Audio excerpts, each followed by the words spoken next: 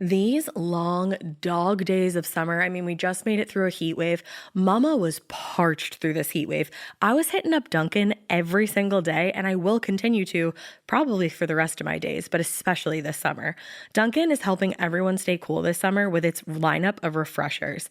These drinks are packed with bold, fruity flavors and served ice cold. It's amazing. Dunkin' refreshers are the perfect afternoon pick-me-up. I like to start my morning with them personally, and then sometimes I go back for a second one because I'm just feeling crazy. They come in a variety of delicious flavors, including fan favorites mango pineapple and strawberry dragon fruit. And then for a limited time, there's black cherry and there's pink pineapple. I'm going to tell you something right now, and it's a bold claim, let me tell you, but I stand behind it. Pink pineapple will change your life. It is so good. It has me feeling like I'm sitting in a pool, resort side, just living, honey. It's so yummy. Try your favorite flavor with green tea, sparkling water, lemonade, or Dunkin's all-new limeade. I haven't tried the limeade yet, but I'm going to. Usually I get my drinks made with green tea and occasionally lemonade, but I do really like the green tea. Or if you don't want to build your own, try one of Dunkin's curated refreshers like the Cherry Lime Ricky or the Ultimate Pink Daydream. The Cherry Lime Ricky, scrumptious. I could drink like 3 of these a day. They're so freaking yummy. Head to Dunkin' today and find your favorite refresher. Dunkin' refreshers contain less than 1% fruit juice. Limited time offer. When it comes to online college, Southern New Hampshire University is so good, it's scary. Listen, the facts don't lie. SNHU has degree programs that fit your goals, online classes that fit your life, and real support at every step. And if that wasn't enough, they've got some of the lowest online tuition rates in the U.S. This is an airtight case, you guys. Visit snhu.edu/morbid to get started. That's snhu.edu/morbid. Chilling crime cases are mysterious, but finding coverage shouldn't be.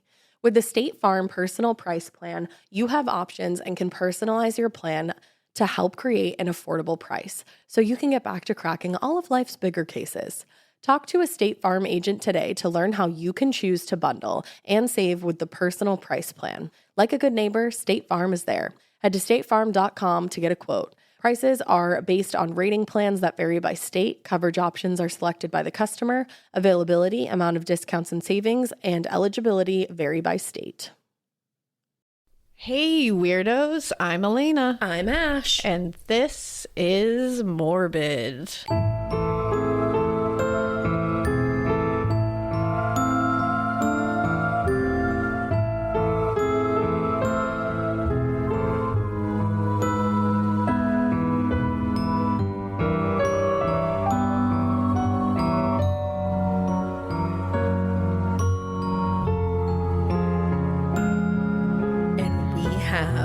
Excuse me, Alaina has some motherfucking news. Guys, this is the most exciting intro I've ever done to this podcast, but I got a book coming out. Mama has a book.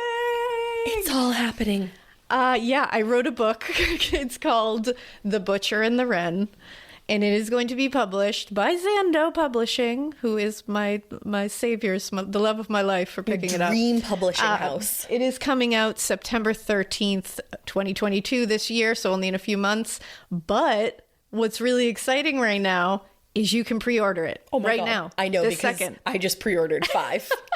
No, like I really did. I really did.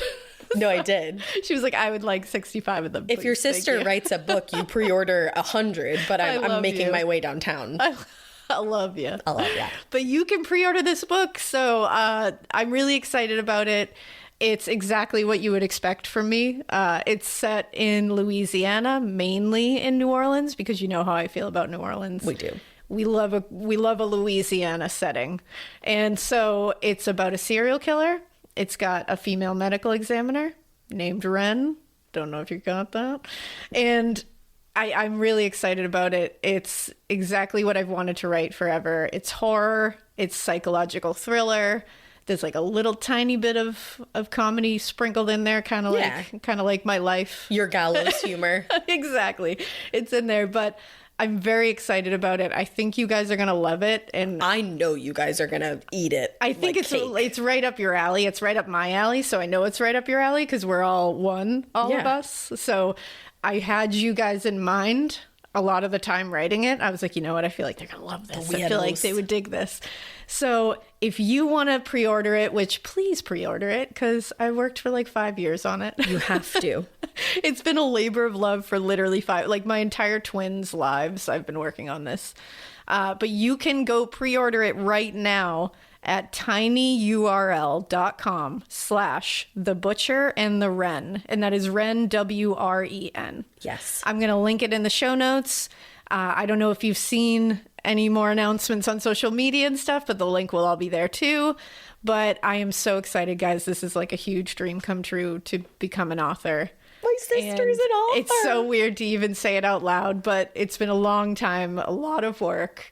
Hopefully there'll be more after this because I got more in me. There will. I got more in me. They're all up in here. She's literally already started. I've already started writing more. But I love it.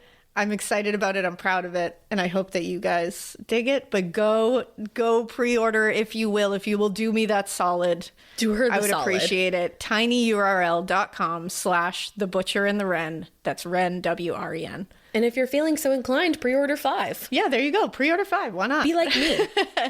And the first 100 people who pre-order are going to get a signed poster. Does that mean I cover. get 5 signed posters? So there you go. You're going to get 5. Just kidding. No, we'll save them for you guys. But of course. Yeah, so there's a fun incentive to do it. And we'll do some fun things throughout the rest of the few months before it becomes officially able to be held in my hands and your hands. And we'll let you know as soon as that is coming and keep you like completely up to date on everything with it. But hopefully this is just a really awesome beginning to it. And I can't wait for you all to read it. I can't wait to hear what you think of it. I can't wait to smell it. I am so excited to smell it. I want to crack those pages open and take a big whiff. Take a big ol' whiff. I'm so proud of you. I'm very excited about it. And everybody's been super amazing, super helpful in getting this going. And, not only Zando, who they got it. Mm-hmm. That was the best part when they got it. And I was like, you know what? You're my people. Yeah, that's home. But there's been people in the true crime podcast world that have been huge helps. Ash has read me out loud several drafts of these pages for years. I've been reading just random I haven't read the book in its entirety because I've always wanted to hold it as a book. But I have read PDFs of this book for the past 5 years because I needed to hear it out loud to make it. Because in my head, I know what I want to say. Yeah. But when you hear it out loud, you're like, oh, that doesn't sound right. When you hear how somebody else is going to exactly. read it. And guess what? I've done that for the past 5 years and haven't gotten sick of it once. Yay! So love to hear it. And you know what? And John has been, he'll randomly just be like, go write. If I'm suddenly like, ooh, I just got this idea. He's like, get up there. Bye. See you later. He's amazing. He's also been someone that I can be like, hey, is this too much? Does this make sense? And he's like, nope, it's not. It makes total sense. Go for it. He's so encouraging about it. So again, thank you guys for because you guys gave me a little bit of the confidence to finish it. Yeah. Because I was like, you know what? I have someone to write this for. I can't wait for you guys to read it. So make sure you go and pre-order it. Give us the I'll URL love you forever. again. Nope. It was right. I was right. No, why'd you stop? tinyurl.com/thebutcherandthen. I'm just really excited, but go. It's going to be in the show notes. It'll be on all our socials. It'll be on the Zando website, Zando.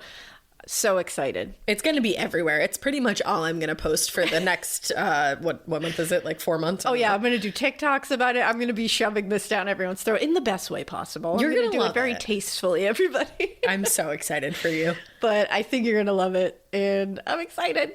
She's an author. An author was born. So with all that being said, now we're going to get into some Louisiana crime because that makes sense. Duh. Because the book is set in Louisiana, everybody, in case you didn't get that. The book. This is a gnarly one, and I brought it way back into the 30s because that's what I do. That's who I am. You are known to do so. I love the old. So this is a crazy one. I had an interesting experience going through the newspapers once again. Always. Gotta love old newspapers. Now, this is the story of the Butterfly Man. Oh. Yeah. Okay. Weirdly, that doesn't play like the biggest part into it, but it's called the story of the Butterfly Man because I think it's the creepiest part sounds for sure. Yeah, it sounds like Mothman. It sounds really... You'll see why he's called that. I don't know if I want to see why he's called that. This takes place in Shreveport, Louisiana. It took place on the morning of April 15th, 1934, sometime between 8:30 a.m. and 9 a.m. So at this point, a young man named Will Marion and his companion Albert Green were set off to go fishing near Cross Lake. Apparently, Cross Lake is where Shreveport got their water supply from. Oh, okay. Didn't know that. Found it in a newspaper. Fun. But they were just going to go fishing, as they often did, and they took a shortcut because, again, this is their constant fishing spot, so they just always go this way.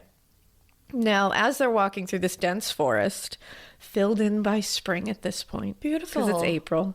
Yeah, April flowers. It's a beautiful setting. They're off to go fishing. What else could you want? Yeah, I did the April rhyme wrong, by the way. I just said You April did. flowers. And I just gotta let it go. You let it go. I was like, you know what? Yeah. Sometimes you That's do. it. Sometimes you'll let it slide. Sometimes I'll let it slide for you. I know it showers. Today is that day.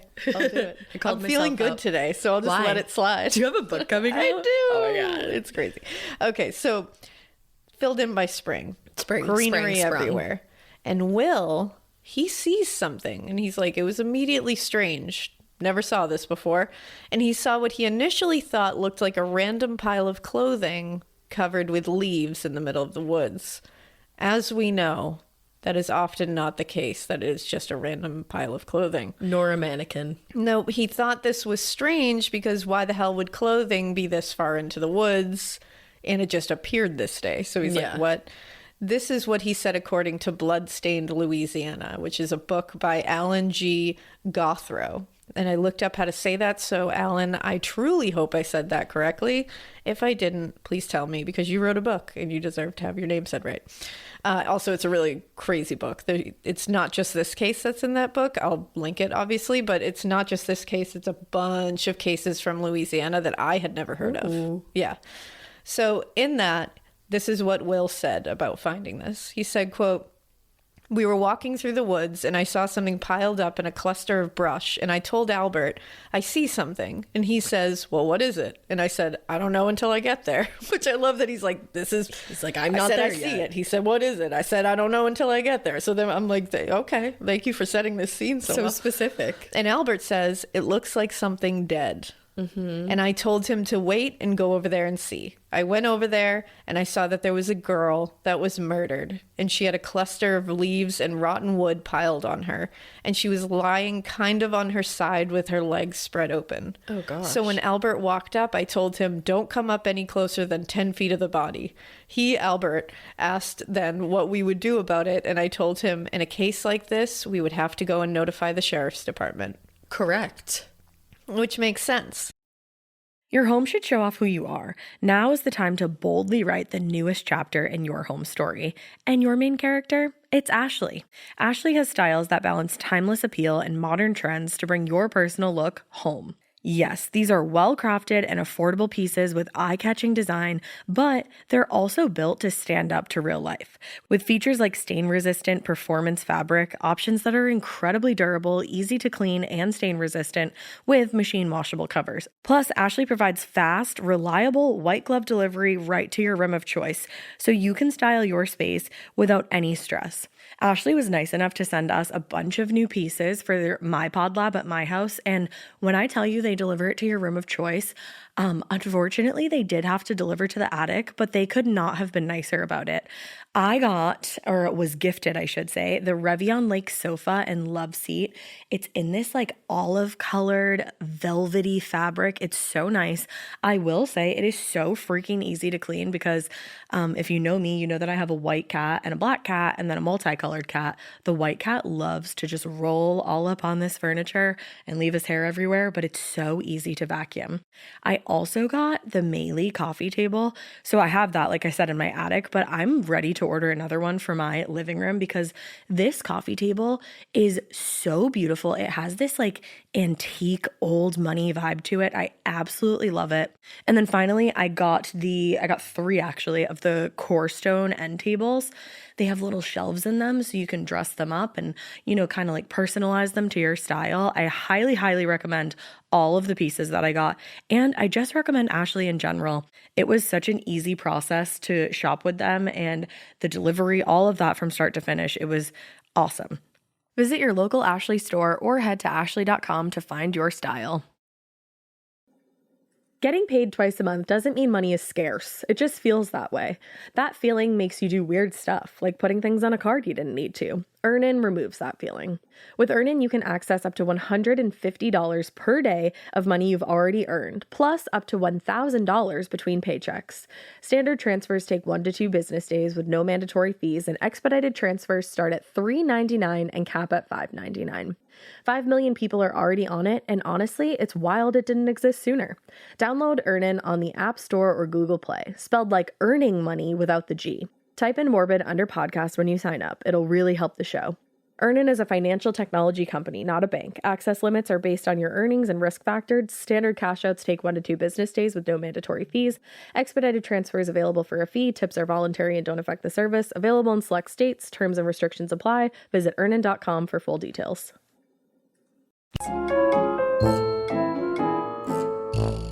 Now, at first, I was like, I do love that he was like, well, in a case like this. In a case of murder, we should go get the sheriff. Like, if it was a different circumstance, they would just go fishing and go about their day. If this was just somebody else. At first, I was like, that's hilarious. Why did he say that? Then I looked it up. And in every old newspaper, they got to tell you that these are 2 black men who found this white woman in this woods. Oh. And what that says to me, clearly, is they were scared to go to the sheriff. Of course. Because at first I was like, what are these kids worried about? Like, of course you're going to go to the sheriff when you find a dead body in the middle of the woods. But then when you get the context of it, you're like, yeah, no wonder you were. And you know what?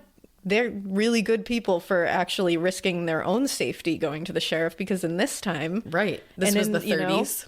The 30s in Louisiana, I'm sure that was not an easy thing to reconcile in your own mind, that you could immediately be blamed for this. Absolutely. And it with has no happened. Evidence. Yeah. So that was interesting because I didn't know that until I dug into the newspapers, and then that comment made a lot more sense. Yeah, that is right there. Yeah, it's right there. So now they have to find someone close by to report this to, because they don't want to just leave this scene for too long, because who knows, one, if the killer is just waiting, right, and maybe we'll come and get the evidence and leave, or they're waiting to like strike against unsuspecting witnesses. You don't know. So they run full speed to a local business nearby. The owner's name was Lee Thompson, and they told him everything. They were like, you got to call the sheriff. We had nothing to do with it, I promise, but somebody's got to get out here. So Lee calls the sheriff's department, but he told them, I am not going out to that scene. He was like, I will not meet you out there. You guys go ahead. He's like, I saw what I needed to see. Yeah, he was like, I saw more than I needed to see. Like the two boys were like, okay. And Lee Thompson, the business owner, was like, I'm not coming with you. Gotcha. So the boys were like, we'll go wait for the police, which again, good on them. Seriously. So it took 2 hours for Sheriff Thomas Rowland Hughes and the Shreveport Police Chief Dennis Baser to show up at the scene. And they brought with them Parish Coroner Dr. W.P. Butler. Why did it take that long? Not sure. I mean, it's the doing? 30s, so I'm sure it's not like they can just zoom there as easily as they can now. And it's in the middle of the woods. So I assume it's like they had to get out there. They had to find it. You know, and like the coroner had to bring like their shit to get out there and actually move the body. It's a long time, but yeah. I'll you know what? I'll give it a little bit of like 30s leeway here. Yeah. So the coroner took extensive scene notes and also drew a sketch of the scene that I think we should post because it's a very interesting sketch. Let's do it. It shows a strange scene for sure. So according to the coroner's notes, she was lying on her back. Her legs were intentionally spread open. One of her legs was bent at the knee. Her right arm was over her chest, and the other one is splayed out to her side. The victim was wearing a yellow print dress and also a black coat that was completely soaked in blood. Oh. She appeared to be a teenager. They said whoever the killer was, they had staged parts of the crime scene. They had removed items from her bag and placed them in weird areas. They had placed a jar of face cream, her hat, and a cloth. They had stacked them on each other and placed the stack between her legs. That's weird. Which, like, what? He also had put pieces of wood and leaves around the body in a circle pattern. And it appeared that they had actually intended to start maybe a fire, but had abandoned that plan for some reason. There was also a bloody knife, assumed to be the murder weapon, found at the scene. Interesting that they just left it there. Yeah. I mean, again, I think they're just not worried about it. They're like, it's 1934. DNA wasn't even like a thing. He was like, DNA who? They didn't even know we had DNA. They were like, whatever. So the coroner noted that, quote, her head slightly to the left, like I said, right arm folded across the chest, left arm folded up to the left side and towards the face, left leg extended and markedly out to the left, right leg thigh extended and left leg folded backward. It was clear to the coroner that there was some sexual aspect to this crime. Her clothing was intentionally hiked up in a way that suggested assault. And the fact that her legs were clearly intentionally spread. Now, the victim's body was taken to the morgue, and an autopsy was immediately done on her. The victim was thought to be a teenager initially, and they were right. They guessed she was about 15 or 16 years old. She was 5'4" and about 112 pounds. Her hair was, quote, long, hanging loose, auburn in color, and very bloody. Ooh. Now, interestingly, he also noted that maggots were colonizing in the area of the neck where a large wound was present. Does that mean she had been there for a few days? At least a couple of days. This allowed him to estimate that she had been dead for 2 to 3 days before being found, because blowflies will find the body and lay eggs within 2 days usually. Now, he said in his notes, quote, the throat was cut in several places, what they determined later to probably be about 4. Whoa. Yeah. One cut began 2 inches below the lower border of the left ear, crossing under the chin, and terminated 3 inches below the right ear. Whew. This cut completely severing the left carotid artery, jugular, and trachea. Another cut just below the first one, beginning about 3 inches below the lower border of the left ear, ranging down to the right and crossing the trachea and ending in the lower right side of the neck. There was a bruise on the right side of her neck, mid-portion, that had the appearance of being made by a finger or a thumb. There were 3 small cuts in the palm of each hand going through the skin. Vaginal examination was made before the body was opened and showed normal organs externally, but with slight secretion in the vestibule, dry blood, tiny larvae of maggots starting in one location, and 3 tears about 1/8 to 1/4 of an inch long in the vaginal opening. So she was sexually assaulted. 3 tears. Very aggressively.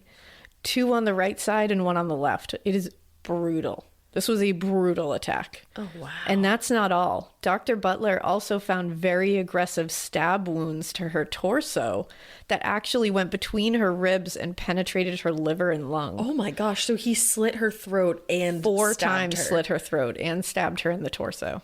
Overkill to the maximum degree. There was also a lot of defense wounds to her hands because she had fought very hard against her attacker.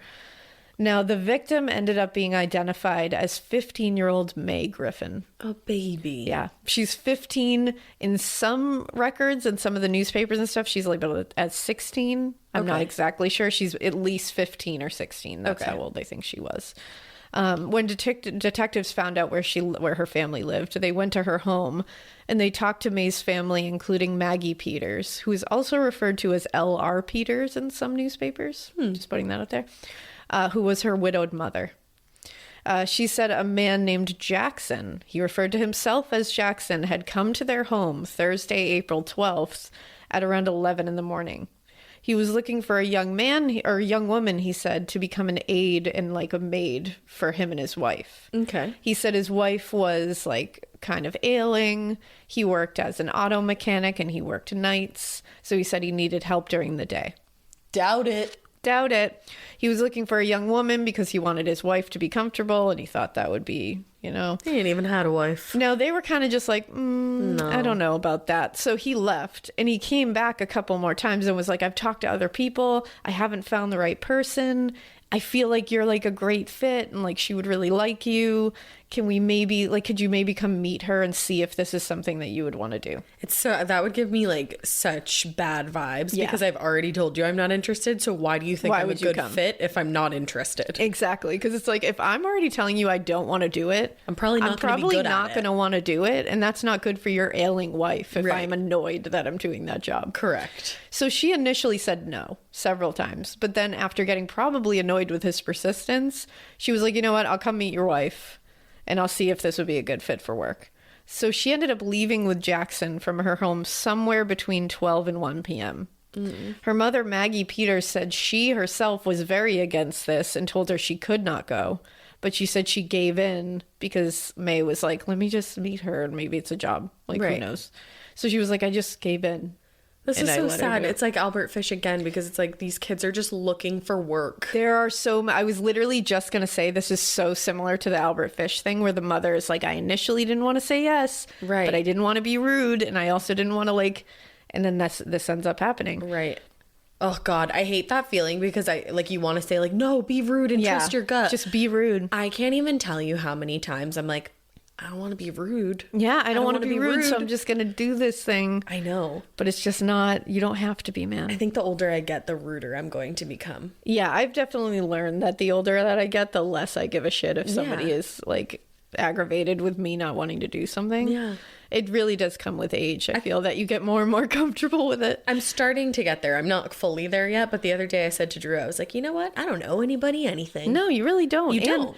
It comes with like friendships too when you're older, that you all start to realize that none of you are going to give a shit if the other one is being rude. And Ash is making faces. You haven't quite got there yet, but I promise you, I swear you hit your 30s and the friends that you have, you all just get this silent pact with each other if they're like real friends. Yeah. That you all are just like, let's not bullshit each other. Yeah. Let's not sugarcoat each other. Yeah. If I say, do you want to go to this restaurant and you don't want to go there, just tell me no. Don't fucking just say sure and then not have a good time or not want to go just like or cancel for some other reason. Just tell me I don't want to fucking go there. Pick another restaurant. Like, we're all just like, I don't give a shit. I don't care. Nobody's gonna hurt anybody's feelings. No. We're all just being real with each other. At this point, my feelings are like, they're barely there at this point. I'm just like, you're not gonna hurt them because they don't exist. You're not gonna hurt them. You have plenty of feelings. I have a lot of feelings. I was just gonna say, you have a lot of feelings. I have a lot of feelings. You're full of feelings, but which is why we love you. But they're slowly dwindling. You know. Hit your 30s. It'll be great. 5 more years. Then you don't give a shit. But yeah, so this is very much like the Albert Fish thing. It is. They were also, this was during a time when shit was not going great. It's 1934. Yeah, there's not a lot of work to be had. Not a lot of work. This family in particular, May's family, was going through it. They were very, very poor. They lost her father. They had lost the father. I mean, these are people who are preying on people that are desperate, and is the same in Albert's Fish case, this is what's even weirder.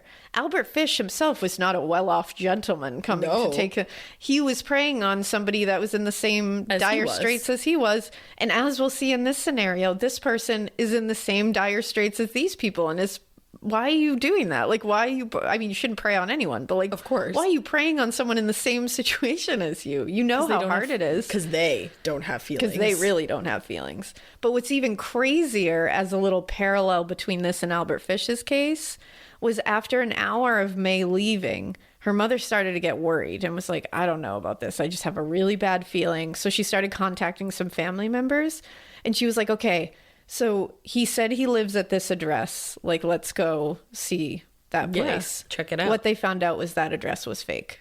Oh. The exact same thing that Albert Fish did. But they actually fake address, and they don't find out until it's too late. Oh no. Both cases, they get a fake address, which comforts them into thinking, well, I have an address, so I'll just go there. And then they find out too late that it was a fake address. Oh my God. So wild. I didn't mean to do that either. Like, pick these two cases. Sometimes that happens. It's weird. Very weird. I think something similar happened in the last case I did. Yeah. But what was I going to ask you? Oh, so the police are going out there and they're like, we found your daughter. Had she already contacted them at this point? Because because May had been gone? I guess what had happened was they had family members out looking for her, and then they had contacted. So that's how they were able to identify her, was they matched it up to the missing report, and it matched up with her. Gotcha. And I'm sure they did something else to find out, but that was definitely the one thing, and they were going to have the mom come and double identify. Okay.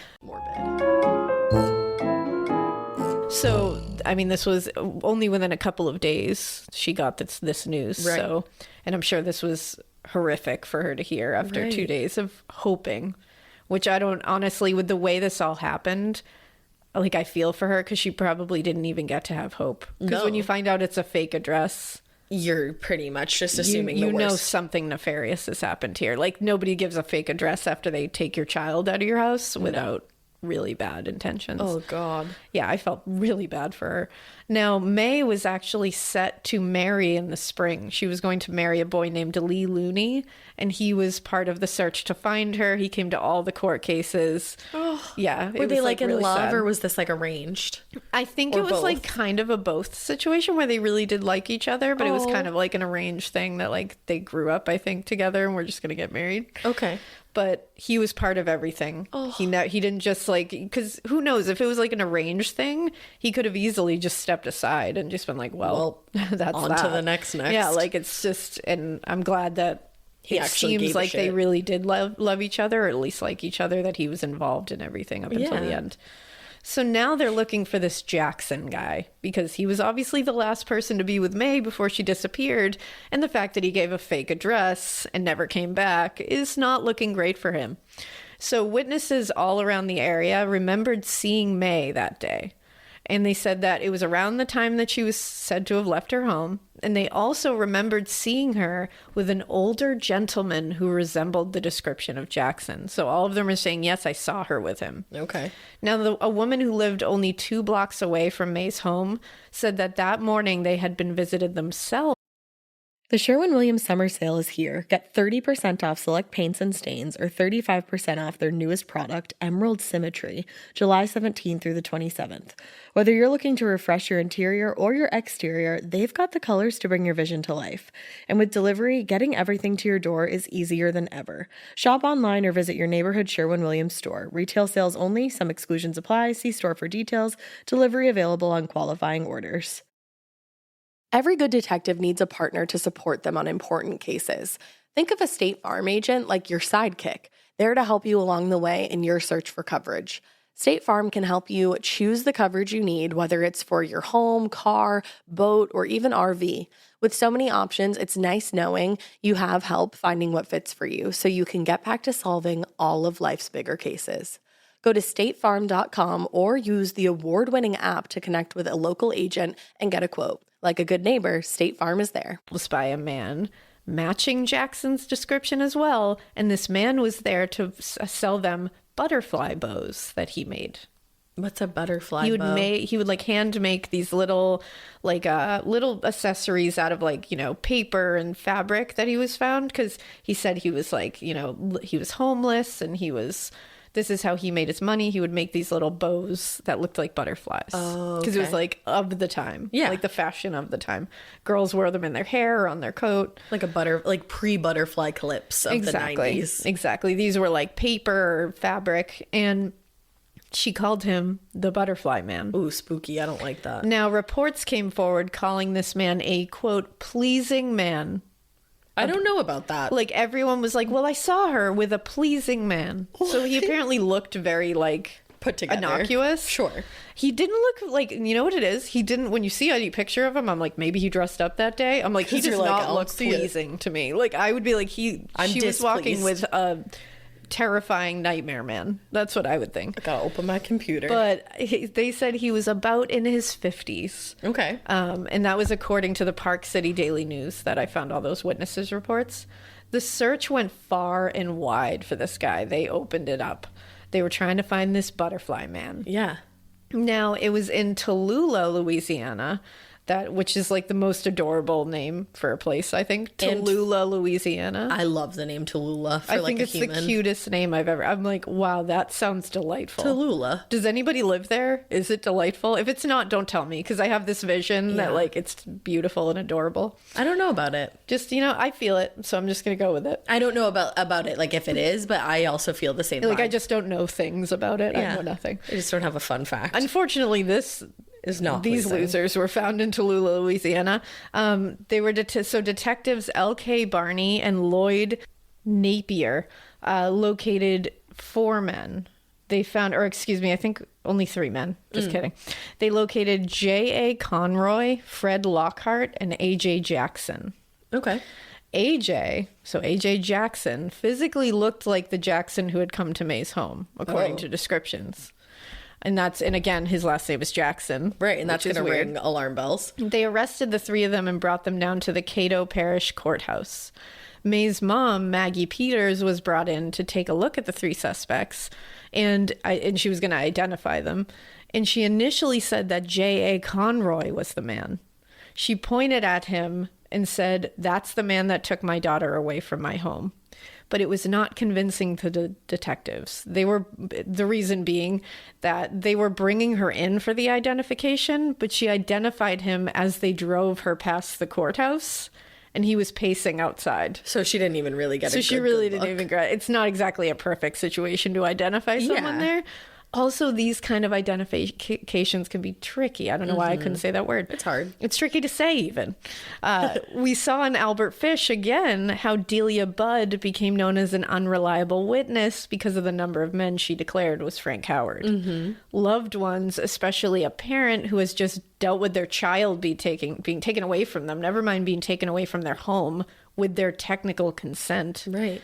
It's not always the best person to have come ID someone.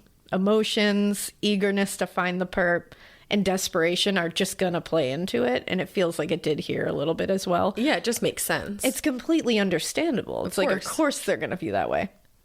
Now, this was released to the public, that she had identified J.A. Conroy as the guy who did it. People went nuts. Of course, a 15-year-old, 16-year-old girl was just brutally A child murdered. murder. Crowds gathered immediately, ready to enact some serious vigilante justice on what they thought was a child rapist and murderer. Yeah, because that's the thing. I was going to say she was also like brutally assaulted. And it was all revealed. So they had, because in every single newspaper I read, it said that she was criminally assaulted. Wow. And back then that's saying rape. Right. Now, they had to sneak him away from the courthouse for his own safety because they were like surrounding the courthouse. And shit got even crazier later. Like the crowds back then with vigilante justice. Whoo. Because also it was like, what the fuck else were they doing? Yeah, what else were they doing, I guess?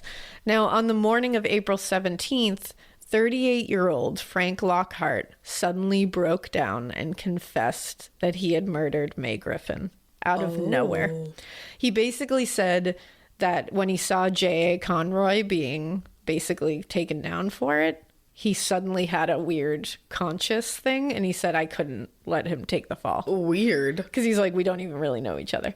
Huh. Now, funny that he's 38 years old, because people thought he was at least 50, and he looked it. I was just going to say, I looked at a photo, and I was like, I would say that man was like 72. Yeah. He was also described as an elderly man in a lot of the descriptions. He looks like it. And he's literally John's age. Holy shit, I didn't even think of that. That's a hard 38. Yeah, let me tell I don't know what you've been up to. Now, Lockhart had an alias, D.B. Napier, not related to the detective that took him down, which is weird. Oh, super weird. I know, it's very weird. But he would use that alias to get out of the many crimes that he had already been convicted of. Now, lovely. He was also known around town as the Butterfly Man. He was the butterfly bow salesman. I hate that. Sound familiar? It does. He had been living under a railroad overpass in a makeshift community of homeless people in Shreveport, because a lot of people were really down on their luck then. So there were these whole communities that would basically sell their stuff out of there, and they would just kind of stick together. He did indeed have a wife. Shut up. He was not lying, who also lived with him under that railroad overpass. What? He had a business where he made those little hair accessories and other odds and ends, and he would sell them.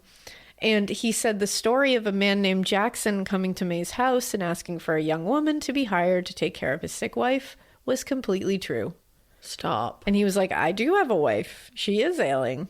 I did need someone to take care of her. I have a house for her to come to take care of her. He initially said that he was really looking for that. That's what he claimed. No, and I was like, I don't think you weren't. so.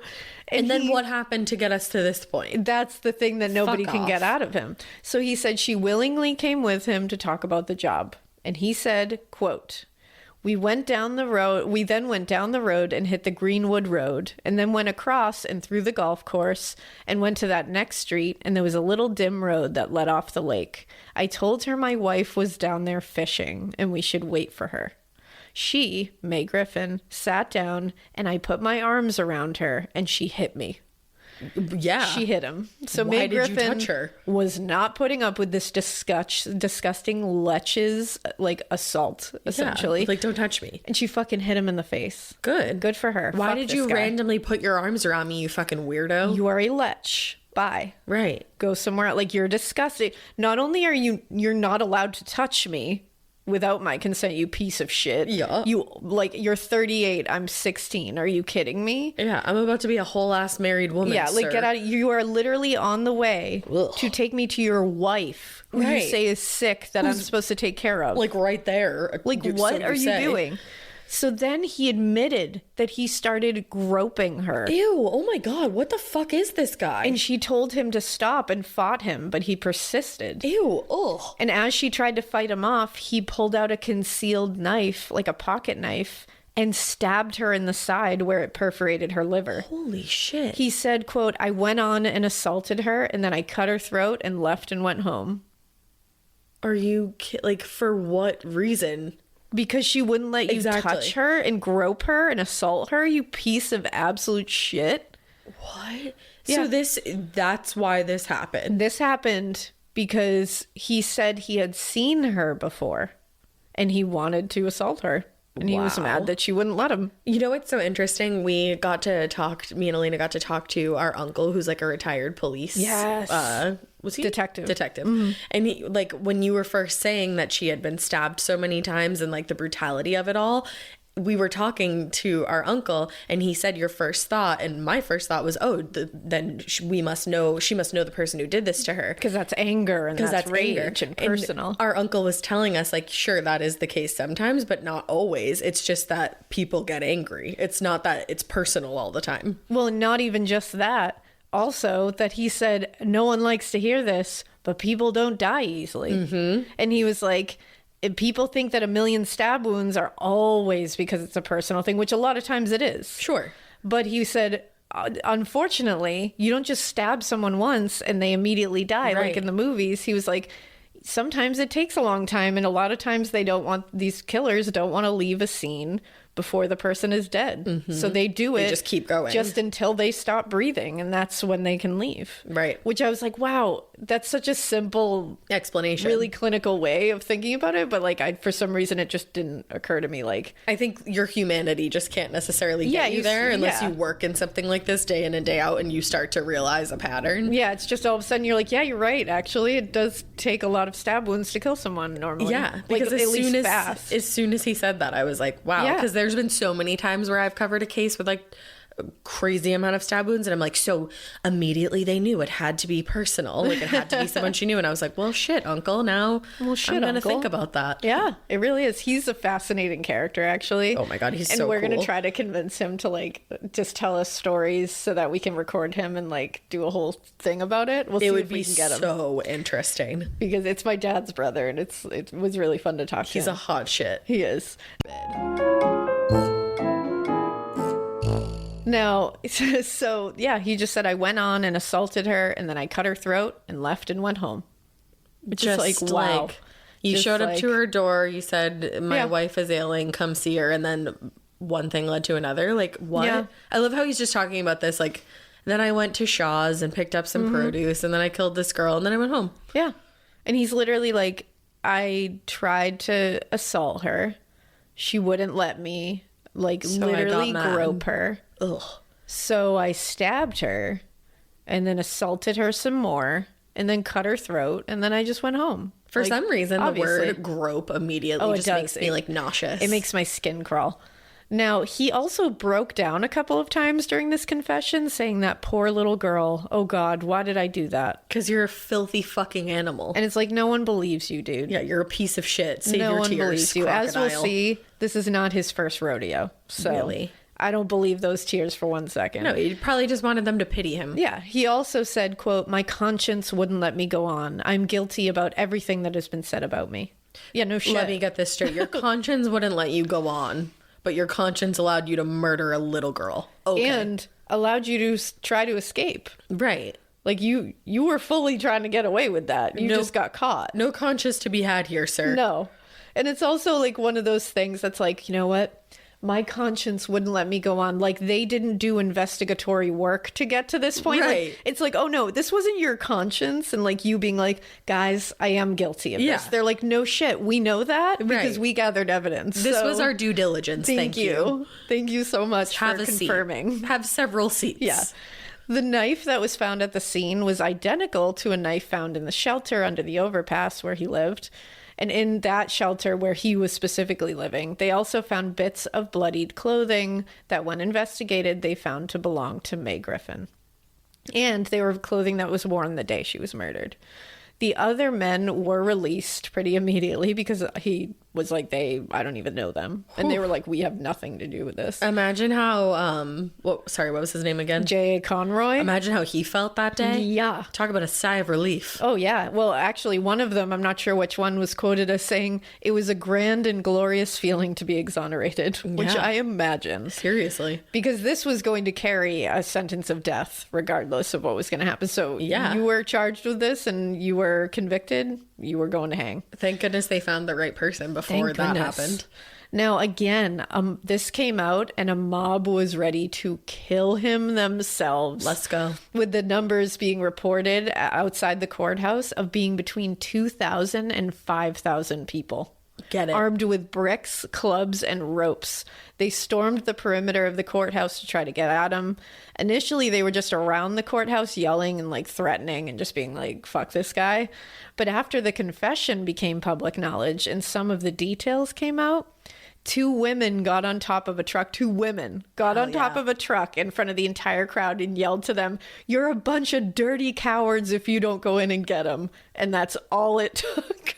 I know that I'm not supposed to be rooting for this, but it's like, I'm rooting for this. But when you listen to it, you're like, oh shit. Well, and it's like she was a child. I think when you kill a child, certain things happen. Yeah, I'm sorry. You, like, so. It's like vigilante justice is never the answer. So we are I'm not, like, joking that. here. Like, and also, please, this was the 1930s. This is also like already happened, so we can't control I can do it about now. it now. But also, it's like we're being facetious. But yeah, I can't. When you hear it, you're like, okay. Me and Alaina are low key the two women on top of the truck. I was gonna say, you're a bunch of dirty cowards. Okay, let's have some real talk, just one-on-one for a second.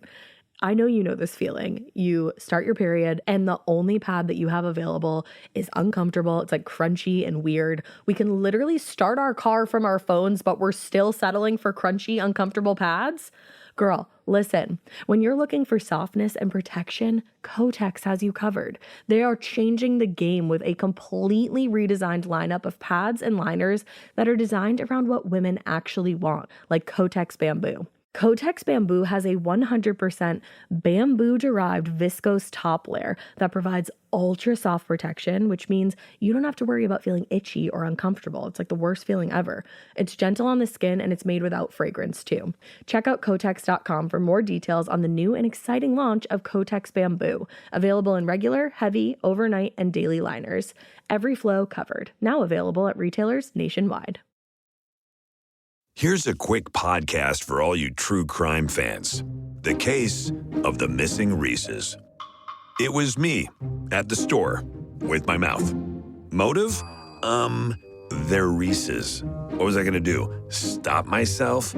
Tune in next time to see if I do it again. Spoiler, I will. Wow, that had everything.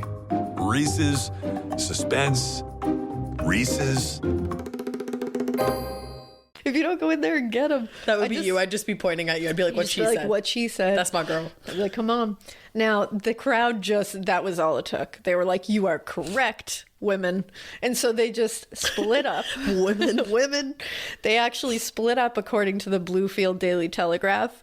And one half kicked in the front doors, and 200 of them got into the first floor of the courthouse. Stop. While the other half attacked through the basement, but they couldn't get to the 7th floor where the jail was because they were stopped. And that's where he was being held, on the 7th floor.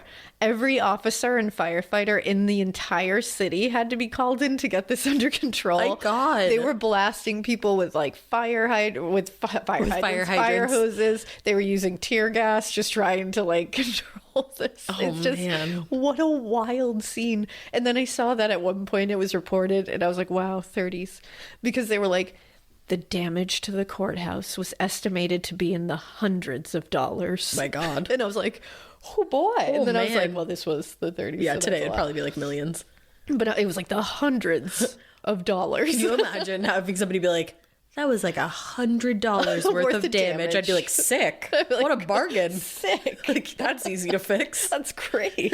I bet the court has that. I'm not worried about it. But yeah, it was mayhem. I guess tons of people got hurt. Oh, that's it was not like good. it ended up being like a really, nobody got like killed in this. Yeah. Nobody was truly hurt to the point of like, But see, that's why vigilante that's justice why it is doesn't not work, worth it. because people get hurt. Right. And again, confessions can be made Exactly. under duress. Like I mean, this not one in in this particular case. is not the case for that. But it's happened.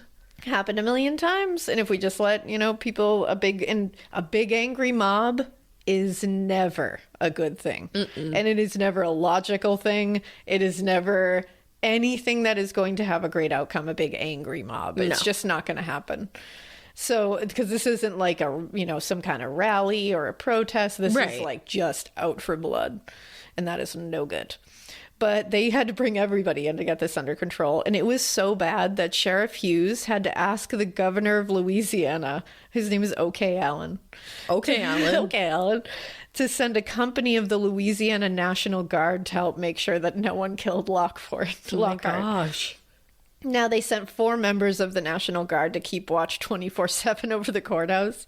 Major Walter B. Randall was the battalion commander on duty. And there were actually machine guns on hand for protection. Holy shit. That's this how was, like, crazy it for got. real.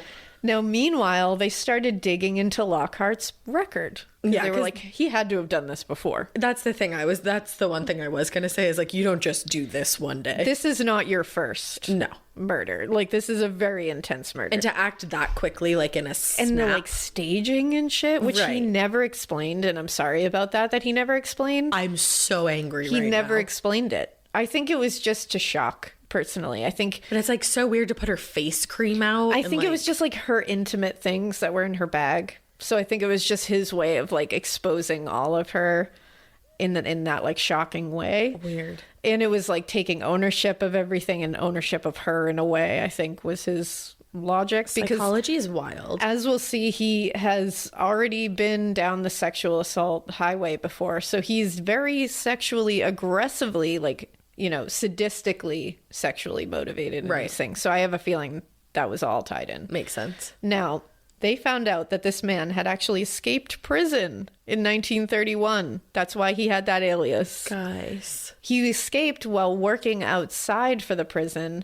and he had been in prison supposed to be serving a life sentence for a brutal sexual assault on a young woman. Dude. So he had done this before. He also admitted, and this is crazy, he admitted that he had driven a car that led to a lynch mob in 1915 in Georgia. Now, when pressed further, he described the exact mob he was talking about, and it was a wild case that everyone was very familiar with. In 1913, a 13-year-old girl named Mary Fagan was found murdered at the bottom of an elevator shaft in Atlanta, Georgia. It's a crazy case. She was last seen speaking to and coming out of the office of the office manager of the building. His name was Leo Frank. Now, he was immediately arrested and charged with murder. And it's important to point out now that he was Jewish, and anti-Semitism definitely played a role here. He was convicted of her murder with little to no evidence. Wow. And people to this day are still trying to get him pardoned because people do not believe he did that. And he was lynched. He was initially given the death penalty, but it was commuted because even the governor of Georgia at the time knew he was not convicted on enough evidence for that. Wow. While he was serving the now commuted life sentence in Milledgeville, Georgia, a huge group of like this angry vigilante mob broke into the fucking prison and kidnapped him with the guards watching and allowing it.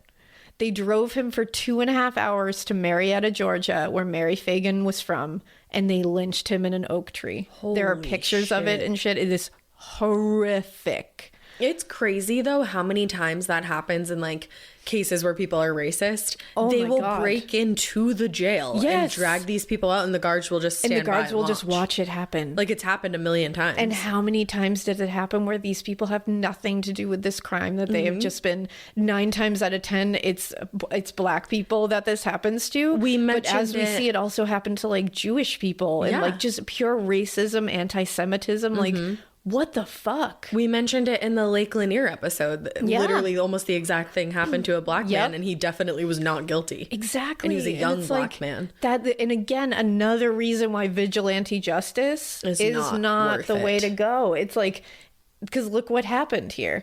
And it's like, and so he was saying, Frank Lockhart was saying he drove the car that drove Frank 2.5 hours to the spot where he was killed. So not only is he a brutal child murderer rapist, he's also an anti-Semite. Exactly. Like Hang him. how terrible can you get? And the car, he drove the car with Frank inside of it, Leo Frank. I was That's like, whoa. disgusting. And that Like- story is just so, I'm going to go further into that story at some other time because people really are trying to get him pardoned now. Like, it's a horribly sad story. And he was, to me, from what it looks like, I'm not convinced at all that he had anything to do with Mary She Fagan's just walked death. out of his office that I think day. he was just in the wrong place at the wrong time. But Isn't it so scary how often that can happen? Wrong place, Oh, wrong yeah. time. It will happen with my case this week as well. It's a wrong place, awful. wrong time. And it's like, actually, it happens It can twice happen in to my case. anyone. It can. And it all just comes from a simple, innocuous decision that you make for your life that you would Exactly. just never think of. yeah. And it's like, and then you add on to it, like it happens more to, marginalized groups. It happens more to black people. It happens more to Asian Americans. It happens to, back then especially, it was happening more to Jewish people. It's like having that, like, we all have that chance of being in the wrong place at the wrong time. But It's to have way the more added, heightened. it's horrible that like some people have to walk around And it's gross with that thought. that today it's still It's a thing. still happening. That's what's so Probably as crazy. often as it was back then at And this yeah, point we're in just time. not here. It's just, it's so crazy to me. Like that story really, I was like, holy shit. And it's just, Society has a lot of work to do. yeah, we sure do. And I stumbled upon like the pictures because they were in the article I was reading and I was like, oh Lord, this is bad. Good morning. Yeah. But yeah, so this guy said he was the car that drove this whole thing, which makes it, I'm like, whoa. Yeah, and that was he's like disgusting. It was a big revelation to them too, because this was a big case. Right. And they were like, what? Like that's you who were you- part of that? that's who What you the are? fuck? Now, Judge Robert Rhodes requested a grand jury hear the case, and they began the trial on April 23rd, 1934. So this happened like bing, bang, boom. Yeah. It was like April was a busy month for this case. Aries season. It was a packed courtroom with over 200 seats and people lined up outside. Like everyone wanted to see this.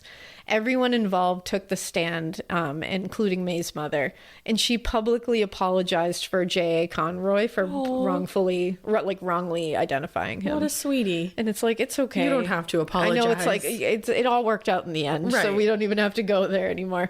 But the trial lasted a little over 3 hours. Wow. With the prosecutors being the district attorney, James Galloway, with assistant counsels Nash Johnson and John Pleasant, which I was like, what a cool group of names. I know. Nash Johnson. I love the name Nash. Actually, the name Nash is in my case this week. Oh, really? That's Yeah. funny. And A big name. The defense had W.A. Mabry and C. Blanchard acting as attorneys for Lockhart. They were appointed to him. Mm-hmm. And then the jury deliberated for literally 5 minutes Shut up. before coming back to say he was guilty as charged. I'm surprised it even took that long. Judge Rhodes sentenced him to death immediately. Bye. Now, while waiting for his sentence to be carried out, the Chattanooga Daily Times, this was just an interesting thing to me. I was like, I don't think that's it. They published an article saying that Dr. Paul Jones, who was a pastor in the Central Church of Christ in Shreveport, gave a sermon called Who Killed May Griffin? Now, this was after the news came out. Remember, this was after they found the guy. He confessed and was sentenced to hang for her murder. Literally, he's doing a sermon, Who Killed May Griffin? But in his opinion, her murder was, and I quote, the breaking down of home teaching and discipline, the poisonous effects of immoral sex, the obscene magazines and literature, the daily crime catalog in the public press, the gambling houses, dance halls, saloons, and roadhouses. He said anyone who took part in any of that shares responsibility for the murder of May Griffin. So we are all murderers if we have taken part in any of that, sir. And I was just like, wow, how out of touch can you be? Yeah, I don't know about that. What a bad hot take you had, sir. Yeah. Like, that's just, I love that it's like, I know we caught the murderer and he admitted that he literally raped a child just because he wanted to, and that he was actually in prison before for doing that. And then he brutalized this child and murdered her and left her body under trash and leaves in the woods. But it's the dance halls. But I think it's just immoral sex, personally. Yeah, it usually is. In the dance halls. I think that's what it is. What?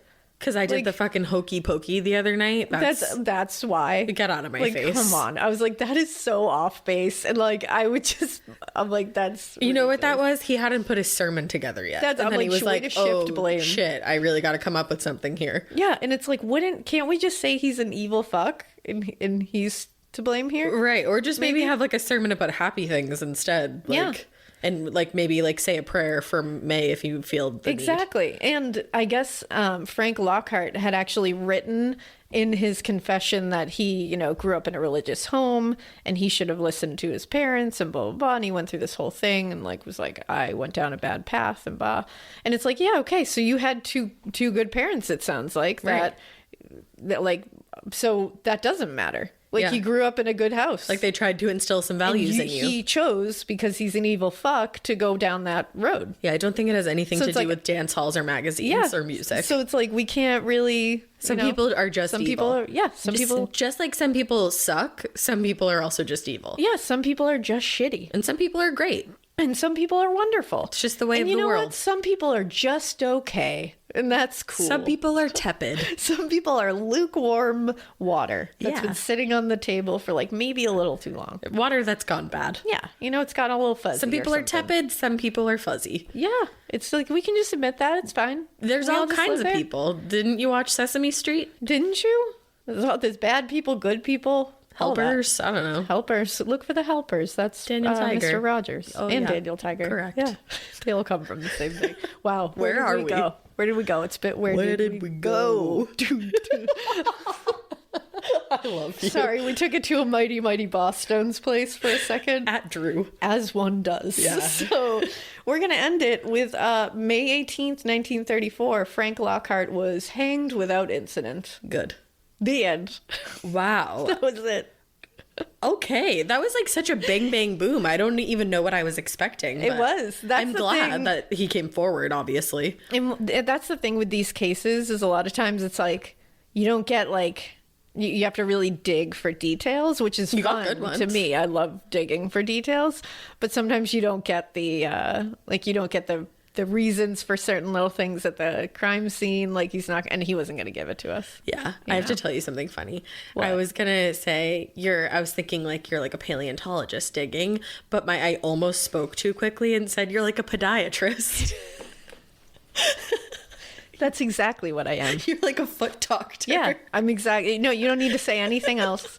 I'm like a podiatrist. And that's really all. We don't even need to go any further. My brain is no context. Is a place. I am just like a podiatrist. Complex problems constantly circulating up in this cranium. Solving world problems up there. Podiatrist versus paleontologist. Same thing, man. And with that, we hope you keep listening. And we hope you keep it weird. But that's a that you don't know the difference between paleontologist and podiatrist, because like what? Because both great jobs. At Ross.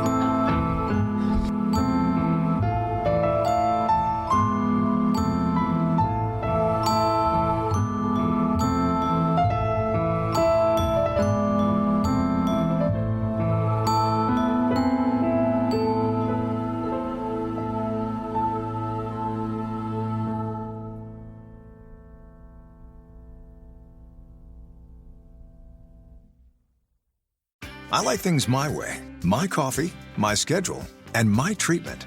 So I talked to my doctor about self-injecting with the Vyvgart Hytrulo pre-filled syringe, which contains efgartigimod alpha and hyaluronidase QVFC. It's injected under your skin, subcutaneously. It means I can inject in my space, on my time. It's my treatment, my way. Visit VyvgartMyWay.com. That's VYVGART myway.com. And talk to your doctor about Vyvgart Hytrulo. Brought to you by argenx. You've never been one to settle. Stand down or stand still. You're a lifelong learner, energized by excellence. There's a fire inside you you can't ignore. You've got competition to outrun, momentum to build on, and your own high standards to meet. Stop now? Not a chance. At Capella University, we help you catch what you're chasing because you've always had the drive. Now, go earn the degree. Capella University. What can't you do? Visit capella.edu to learn more.